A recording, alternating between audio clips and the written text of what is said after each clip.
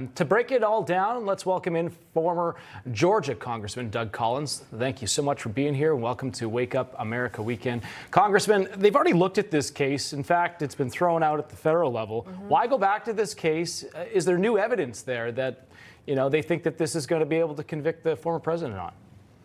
Well, from their perspective, they better hope there is, because this is a case, again, it doesn't make a lot of sense, especially when you get into federal election. They're trying to talk about election dollars being used. This is not a state issue.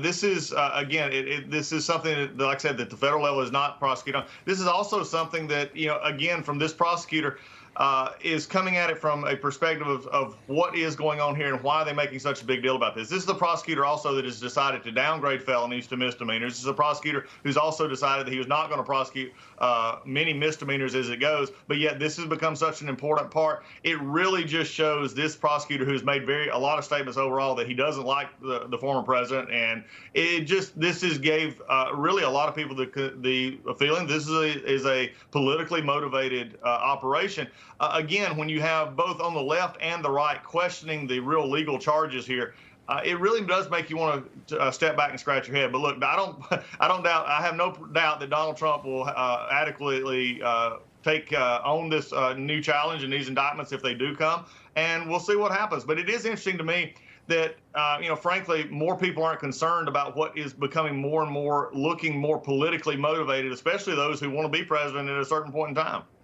As a New York City resident, I know exactly what Manhattan District Attorney Alvin Bragg has been doing. When he was first elected, he literally came out and put out a manifesto saying what crimes he wouldn't prosecute.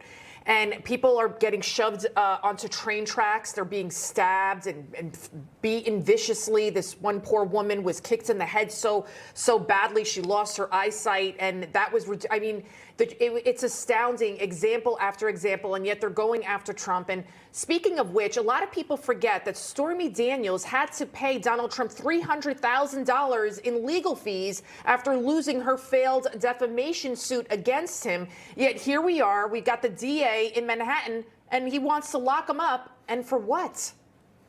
Yeah, and again, if what has been prescribed so far is misdemeanor charges. I mean, folks, and being an attorney and having dealt with misdemeanor charges with clients all the time, again, what is being made of this, especially by the left, who is just ravenous to do anything negative against Donald Trump.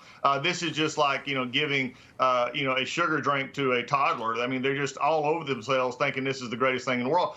The concern here is this, and you just brought up something very interesting about criminal justice reform, as Alvin Bragg says it. As someone who actually wrote the last big criminal justice reform piece of legislation that Donald Trump actually signed in Washington, the First Step Act, which is actually helping people get reunited, actually making sure that sentences are carried out, and making sure that we're actually reintegrating people back into society. It is ironic that somebody who is manipulating criminal justice and not keeping their city safe is actually doing this to somebody who actually took the words of those in those societies and said, how can we make this system better? Again, it just doesn't smell right, doesn't look right. And I think that's going to be the thing that most people who are out there like you and I are saying, why is there a different standard here for a misdemeanor treatment over something that frankly doesn't even look like it's in the prosecutor's jurisdiction? Yeah, and some critics would point to the testimony that we're likely going to hear if it does go to trial is from Michael Cohen, his former Trump's attorney who went to jail over this. He's been out on all different media talking about the case. Here's what he had to say.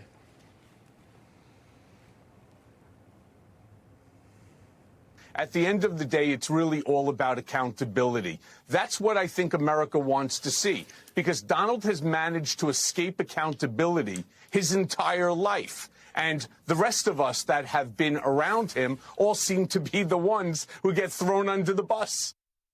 How creditable of a witness is he in this case? He's been to jail. Doesn't it look like he has an axe to grind with his former boss? Just run that clip. I think anybody can answer their own question there. I mean, again, it's going to be very hard. There's just so much. As a lawyer, when you look at cases, even from a prosecutor side, which I've done a little bit of, I mean, you look at this and you say, where is my case? Where am I making this case? So the very first question you ask, is there going to be any new? Well, we'll see. I mean, because right now, what has been talked about for so many years, when this was just sort of dropped and then brought back up, it makes you really wonder what is actually out there, and especially when you have, that kind of a witness going forward. And again, I just remember mainstream media even I was thinking it was NBC or one of these others actually put out an article that said, hush money is not illegal. I mean, where are you at? Now, there are problems that always need to be developed. But this issue right here, especially with the former president, something that's been vetted as much as it has, to be bringing this up and then to make such a big deal of an arrest in this for an indictment on what has been, at least up until now, a misdemeanor offense at best, is really, I think, making most people out there just sort of shake their head. If anything, it'll be interesting come Tuesday if those charges do come down. Thank you so much, former Congressman Doug Collins, for your time and getting up early here on the Weekend Edition.